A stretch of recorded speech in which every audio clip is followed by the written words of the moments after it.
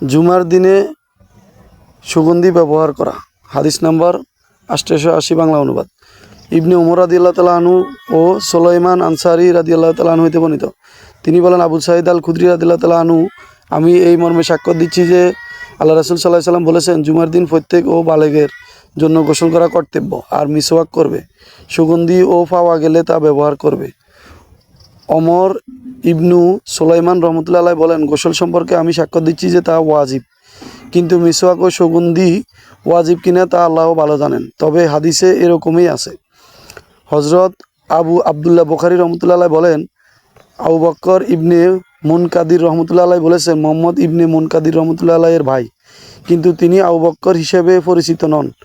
এবং বোকায়ের ইবনে আশাজ, সাঈদ ইবনে আবু হিল্লাল সহ অনেকে তার হইতে হাদিসটি বর্ণনা করেছেন। মোহাম্মদ ইবনে মুনকাদির রহমতুল্লাহ আলাইহি বলেছেন, উপনাম ছিল আবু বকর ও আবু আবদুল্লাহ, অর্থাৎ শুক্রবারে গোসল করা ওয়াজিব এবং সুগন্ধি ব্যবহার করা এবং মেসওয়াক করা সম্পর্কে উত্তম।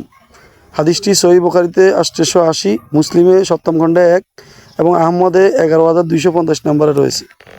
জুমার দিনে মর্যাদা সম্পর্কে হযরত আবু হুরায়রা রাদিয়াল্লাহু তাআলা আনহু হতে বর্ণিত, আল্লাহ রাসূল সাল্লাল্লাহু আলাইহি ওয়াসাল্লাম বলেছেন, যে ব্যক্তি জুমার দিন জানাবাত বা গোসলের ন্যায় গোসল করে এবং ও সালাতের জন্য আগমন করে, সে যেন একটি উট ও কোরবানি করলো।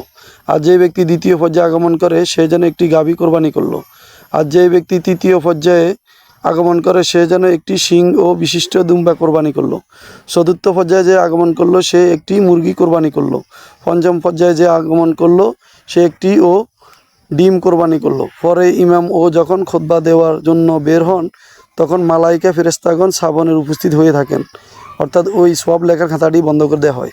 হাদিসটি সহিহ বুখারীতে 881, মুসলিমে 7ম খণ্ডে 2, আহমদে 9933 নম্বর রয়েছে। হযরত আবু হুরায়রা রাদিয়াল্লাহু তাআলা আনহু হতে বর্ণিত, জুমার দিন ওমর ইবনে খাত্তাব রাদিয়াল্লাহু তাআলা আনহু খুতবা দিচ্ছিলেন। এই সময় এক ব্যক্তি মসজিদে আসলে তাকে জিজ্ঞেস করা হলো, সালাতের সময় আসতে তোমারও কেন বাধাগ্রস্ত হয়? তিনি বললেন, আজান শোনার সঙ্গে সঙ্গে আমি ওযু করেছি। তখন ওমর রাদিয়াল্লাহু তাআলা আনহু বললেন, তোমার কি নবী করিম সাল্লাল্লাহু আলাইহি সাল্লামের কথা শুনুনি যে যখন তোমাদের কেউ জুমার ও সালাতে রওনা দেয়, তখন সে যেন গোসল করে নেয়। হাদিসটি সহিহ বুখারীতে 882 এবং 878 নম্বর রয়েছে।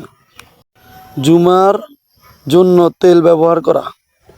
সালমান ফার্সি রাদিয়াল্লাহু তাআলা আনহু হতে বর্ণিত, তিনি বলেন, নবী সাল্লাল্লাহু আলাইহি ওয়াসাল্লাম বলেছেন, যে ব্যক্তি জুমার দিন গোসল করে এবং যথাসাধ্য ভালো রূপে পবিত্রতা অর্জন করে, নিজের তেল ব্যবহার করে অথবা নিজের ঘরের সুগন্ধি ব্যবহার করে, অতঃপর বের হয় এবং 2 জন লোকের ও মাঝে ফাঁকা না করে, অতঃপর তা নির্ধারিত সালাত আদায় করে, ইমামের খুতবা দেওয়ার সময় চুপ থাকে, তা হইলে তার ও সেই জুমা হইতে আরেক জুমা পর্যন্ত সময় যাবতীয় সমস্ত গুনাহ মাফ করে দেওয়া হয়। সুবহানাল্লাহ।